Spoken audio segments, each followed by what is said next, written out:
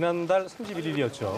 진료 도중에 강북 삼성병원에서 고 임세원 교수를 살해한 혐의를 받고 있는 박모 씨가 구속 심사를 받기 위해서 지금 중앙지법에 출석한 모습을 함께 보시고 있습니다. 네, 유가족에게 한 말씀 해달라라는 기자들의 질문에 특별한 언급을 하지 않고 잠시 뒤 3시부터 진행될 서울 구속 전 피의자 신문을 위해서 서울중앙지법으로 들어가는 모습 보셨는데요. 저희가 이와 관련해서 김영주 변호사와 함께 관련 내용 이야기 나눠보도록 하겠습니다. 네, 어서 오십시오. 안녕하세요. 예. 자, 지금 조금 이르게 도착한 것 같은데 오늘 오후 3시부터 참 충격적인 사건이었습니다. 강북 삼성병원에서 고 임세원 교수를 진료를 받다가 이제 살해를 한 사건인 건데 3시부터 영장 심사가 예정이 돼 있습니다. 일단 충격적인 사안인 만큼 구속 여부 상당히 좀 영장이 발부될 가능성이 크다고 좀 봐야겠죠. 어떻게 좀 예상할 수 있을까요? 예. 네, 맞습니다. 지금 경찰에 따르면 박 씨의 경우 범행을 시인은 했지만 굉장히 동기에 있어서는 밝혀지지 않은 것으로 알려졌는데요. 사안이 굉장히 중대하고 피의자가 범죄 관련해서 정신과 진료 전력에 있어서 도주의 가능성이 있다는 점 때문에 구속이 될 가능성이 굉장히 높은 것으로 보고 있습니다. 지금 경찰 조사 결과에 따르면은 범행 사실은 시인을 하고 있지만 동기에 대해서는 일단 얘기를 하지 않고 있다라고 전해지고 있거든요. 네, 그렇다고 알려졌는데요. 이 사람이 기존에 굉장히 좀 정신과적인 문제가 있었던 사람인 만큼 정상적인 수사가 조금 어려운 것으로 보여지고 있고요. 앞으로 계속 수사를 통해서 범행의 동기까지는 조금 밝혀져야지 이게 계획 범죄인지 아닌지 여부도 좀 알려질 것으로 보입니다. 네, 저희가 다시 한번 복귀한 차원에서 이번 사건 상당히 충격적이었는데 지난달 31일이었죠. 어떤 사건이었는지 다시 한번 좀 짚어볼까요? 예. 네, 지난달 31일 오후 5시 44분경이었습니다. 서울 종로구 강북 삼성병원에서 박 씨가 상담실에서 흉기를 휘두르기 시작했고 피해자인 교수님은 피해자인 교수님이 도망치자 이 피해자를 뒤쫓아 나가 3층 진료 접수실 근처 복도에서 가슴 부위를 수차례 찌른 것으로 알려졌습니다. 흉기에 찔린 이 피해자는 중상을 입은 상태로 응급실로 옮겨져 치료를 받았지만 끝내 사망을 했다라고 하는데요. 이게 좀 더 안타까운 것으로 밝혀진 이유가 진료실 내에 대피할 수 있는 공간에 이 피해자가 피했는데 처음에는 그런데 밖에 있는 간호사들의 안전이 걱정이 되어서 다시 나왔다가 이러한 참변을 당한 것으로 알려져서 굉장히 안타깝게 여겨지고 있습니다. 그렇군요. 이게 보니까 박 씨가 미리 30cm가 넘는 장도를 좀 챙겼고 상담 도중에 갑자기 문을 잠근 행동을 보여서 이 피해자도 상당히 위협을 느꼈던 걸 텐데 상당히 우발적이라기보다는 이게 좀 계획한 게 아니었나는 그런 정황들 때문에 그런 어떤 추측이 나오고 있더라고요. 네, 지금 계획 범죄였다라는 내용으로 조금 이야기가 진행이 되고 있는데요.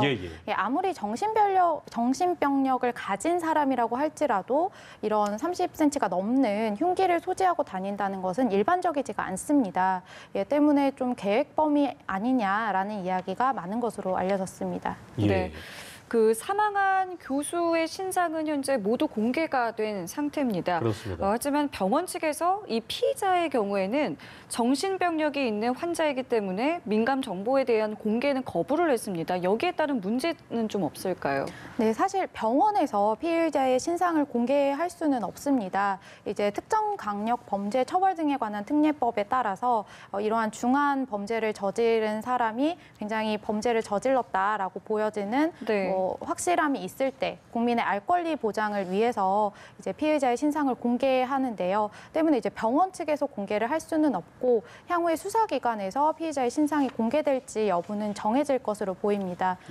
반면 피해자의 경우 신상 공개에 대해서는 따로 법률에서 정해진 바가 없기 때문에 관련해서 조금 문제가 되고 있는 것으로 알려졌습니다. 아무리 생각을 해봐도 이게 그 정신병력이 있는 사람들이 가서 이제 또 진료를 받는 거기 때문에 그런 상황이 굉장히 많았겠고 수많은 케이스가 있었을 텐데 왜 이런 끔찍한 일이 벌어지게 된 걸까요? 어떻게 좀 보셨어요? 그 사건 보시면서? 네, 현재 우리나라의 경우 진료실 내에 안전장치가 굉장히 미흡하다라는 지적이 그동안도 많았습니다. 예, 대표적으로 응급실이 가장 취약했는데 그리고 응급실의 경우 위험도도 높은 곳이었고 네. 때문에 최근에 이제 정부나 국회에서도 관련해서 안전 조치를 해야 한다. 그리고 처벌을 강화해야 한다라는 내용으로 이제 법제화가 되었는데요. 그런데 약간 미비한 것이죠. 일반 진료실에서도 굉장히 위험이 높았는데 그것에 대한 안전 조치가 지금까지 있지 않았기 때문에 이러한 일이 발생한 것이 아닌가라는 안타까움이 있는 상황입니다. 예. 그러니까 지금은 이 응급실에서의 폭행만 해당이 되는 부분이 통과가 된 거죠. 네, 맞습니다. 네, 근데 이번 같은 경우는 일반적인 진료실이기 때문에 이것도 포함이 돼야 되지 않겠습니까? 예. 네, 맞습니다. 현재 일반 진료실이나 병동에서 폭력을 행사한 경우 처벌을 강화하는 의료법 개정안은 아직은 국회 보건복지위원회에 계류 중인 것으로 알려졌습니다. 예.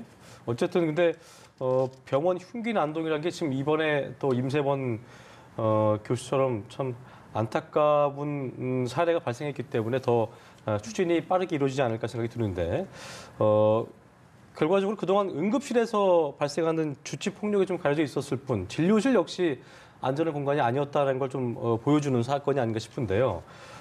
결과적으로 응급실 내 폭력만이 아닌 아까 말씀드린 대로 의료기관 내 폭력 이 재정도 이번 사건을 계기로 빠르게 이루어질 수 있겠지요. 아마도 이번 사건을 봤을 때. 네, 최근에 이제 이 사건을 계기로 피해자의 이름을 딴 법률이 법률 제정이 추진 중이라고 또 알려졌는데요. 예. 예, 말씀하신 것처럼 향후 여론을 수렴을 하겠지만 위급 상황 시에 의사들이 진료실에서 대피를 할 수 있는 공간을 비롯해서 안전벨이나 비상벨이죠. 그런 것이나 혹은 청원경찰 등을 두어야 한다라는 내용으로 좀 법률이 제정이 될 것으로 예상이 됩니다. 예. 네. 또 이 진료실 폭력에 대해서 반의사 불벌죄 조항을 좀 삭제해야 된다라는 목소리도 나오고 있더라고요. 네, 맞습니다. 조금 경미한 피해의 경우 아무래도 이 사람들이 아픈 이유에서 이런 일이 발생한 것이기 때문에 네. 의사 즉 피해자들이 처벌을 원하지 않는다라는 반의사 불벌 의사에 따라서 처벌을 하지 않는 내용이 있는데요. 예, 이 경우에 이제 가해자들은 피해자를 집요하게 찾아가서 반의사 불벌 의사를 표현을 해달라라는 이야기를 합니다. 예, 그렇기 때문에 피해자 입장에서는 더욱더 강한 피해가 나중에 오는 것이죠. 예, 그래서 이러한 내용도 좀 종국적으로는 삭제를 해서 좀 잘못한 행위에 대해서는 처벌을 하는 쪽으로 진행을 하는 것이 좋지 않을까 싶습니다. 살해 사건이잖아요. 네. 일반적으로 어떤 처벌 수위가 좀 예상이 되고 또 봤을 때 이 박 씨라는 분이 조울증으로 불리우는 어떤 양극성 장애를 알아서 입원 치료 등을 받은 전력이 있기 때문에 혹시나 심신미약을 주장하면서 감형을 요구할 가능성도 있지 않겠냐는 목소리도 벌써 나오고 있더라고요. 이런 부분까지 좀 같이 고려해서 답을 들어볼까요? 네, 일반적으로 살인죄의 경우 5년 이상의 징역으로 처벌이 받는데요. 예, 그리고 말씀하신 심신미약으로 인한 감형에 대해서 최근에 형법이 개정이 되었습니다. 그렇죠. 예, 따라서 예전에는 심신미약으로 인정이 된다라고 하면 필요적으로 감형을 하여야 했습니다. 하지만 현재는 이제 법원의 판단에 따라 감형할 수 있다라고 개정이 되었기 때문에 심신미약으로 인정이 된다라고 할지라도 이제 법원의 판단에 따라서 좀 범행 동기랄지 재반 상황에 따라 이 심신미약으로 인한 감형은 인정되지 않을 수도 있습니다. 예, 이런 점을 종합적으로 판단해 볼 때 5년 이상의 실형은 좀 예상이 되지 않나 싶습니다. 예. 저희가 앞서 전해드렸습니다만 이 사건에 대해서 청와대 국민청원도 올라갈 만큼 현재 이 피해 교수에 대한 애도가 상당히 이어지고 있는 부분인데요. 그렇습니다. 우울증 또 불안장애 분야에서 손꼽히는 전문가였다라고 하더라고요. 네, 맞습니다. 피해자의 경우 생전에 우울증 치료와 자살 예방에 헌신해온 전문가인 것으로 알려졌는데요. 뿐만 아니라 우울증과 불안장애에 관련한 학술 논문 100여 편 국내 학술지에 게재하는 등 관련 학계에서 굉장히 활발한 활동을 하신 것으로 알려졌습니다. 그리고 2011년에는 한국형 표준 자살 예방 교육 프로그램이죠. 보고 듣고 말하기를 개발을 했고 이것으로 2017년에는 생명사랑 대상을 받으신 분이었습니다. 이러한 점들이 알려짐으로써 이제 실제로 치료를 받은 환자들이 이제 이분이 굉장히 생전에 좋은 분이셨는데 이런 사건을 당해서 굉장히 굉장히 안타깝다라는 애도의 표현을 많이 하고 있는 것으로 알려졌습니다. 네, 지금 뭐 화면에 나오는 대로 임성근 교수의 얼굴도 좀 나오고 있어서 너무 선한 인상이시고 또 지금 말씀하신 것처럼 최근에 들어서 이제 뭐 현대인의 병이라고 할 수 있을 만큼 우울증도 그렇고 이 정신 관련 병들이 많이 있는데 이걸 정말 환자를 위한 분이었다. 실제로 SNS를 통해서 누군가에게 좀 도움이 되는 삶을 살고 싶다는 글을 올리는데 정말 뭐 환자를 돕는 마음이 어떤 뭐 요식행위가 아닌 진짜 그 마음이 있었던 것이기 때문에 더 슬픔을 준 것 같습니다. 네, 맞습니다. 좀 이러한 일은 많은 예방책을 통해서 의료진들이 아무래도 본인이 편안한 환경에서 환자들을 치료를 해야지 뭐 딱딱한 의료 행위가 아닌 인술이 되지 않을까 싶습니다. 앞으로 이런 일이 좀 없도록 예방을 통해서 좀 인술을 펼치는 훌륭한 의사들이 환자들을 잘 치료할 수 있는 그런 환경이 되었으면 합니다. 네, 맞습니다. 이게 좋은 치료가 이루어지려면 앞서서 좋은 환경이 만들어져야 할 텐데요. 그렇습니다. 특히 이 정신병원 의료진의 경우는 이 폭행과 협박이 굉장히 좀 두드러진다라는 조사 결과가 있더라고요. 네, 맞습니다. 아무래도 일반 다른 뭐 몸이 아픈 환자들에 비해서 정신이 아픈 환자들의 경우 일반 사람들과 똑같이 행동을 할 것이라고 예상을 할 수가 없습니다. 좀 더 예민할 수도 있겠고요. 그렇죠. 좀 더 예민하고 작은 자극에도 이런 폭력성이 촉발될 수가 있기 때문에 의료진들은 늘 자신이 폭행이나 뭐 협박을 당할 수도 있다라는 불안감을 안고 진료를 볼 수밖에 없었다고 합니다. 예, 참 그러니까 저희가 생각할 수밖에 없는 게 그렇다고 무슨 뭐 옆에다가 보디가드를 둘 수 있는 것도 아니고요. 그러니까 뭔가 그 안전 장치가 있어야 될 텐데 맞습니다. 실제로 뭐 해외 같은 경우 일본이나 미국 등 선진국에서는 안전 장치가 상당히 세밀하게 돼 있다고 하던데 어떤 조치가 실질적으로 좀 실효성을 줄 수 있겠고 필요하다고 보시는지 들어볼까요? 네. 일본이나 미국 병원의 경우 뭐 정신과 같은 그러한 일부 병동이나 진료실을 통과를 할 때 금속 탐지기를 거쳐야 한다고 합니다. 만약에 이번 사건에서도 그런 금속 탐지기를 거쳤다라고 하면 흉기가 발각이 되었겠죠. 뭐 이러한 예방 장치가 있을 수도 있고요. 뭐 청원 경찰을 모든 진료실에 배치를 하는 것은 조금 어렵겠지만 그래도 보다 뭐 보안 요원을 둔다든지 아니면 비상벨만 있었어도 본인은 대피를 하시고 비상벨을 누름으로써 밖에 있는 분들의 안전도 보장이 되었을 것으로 보입니다. 이렇게 좀 또 살해 사건 같은 경우는 아무리 청원 경찰도 굉장히 위협이 된 상황이기 때문에 실제로 경호 능력이 좀 있는 사람들을 좀 선발해서 배치하는 것도 좀 중요하지 않나 생각이 드네요. 예, 알겠습니다. 자, 저희 다음 이슈로 좀 넘어가 보도록 하겠습니다. 국내 첫 여성 전문 병원이죠. 제일병원이 재정난으로 이제 폐원 위기에 처했다라는 소식은 앞서 저희가 전해드린 바가 있는데 그렇습니다. 여기에 배우 이영애 씨가 이 해당 병원의 인수에 참여했다라는 소식이 들려오고 있습니다. 어떤 인연이 좀 있었을까요? 네, 이영애 씨는 2011년에 자신의 자녀인 쌍둥이를 출산을 이 제일병원에서 한 것으로 알려졌습니다. 그리고 현재까지도 아이들과 산부인과, 소아과를 종종 이용을 했다라고 하는데요.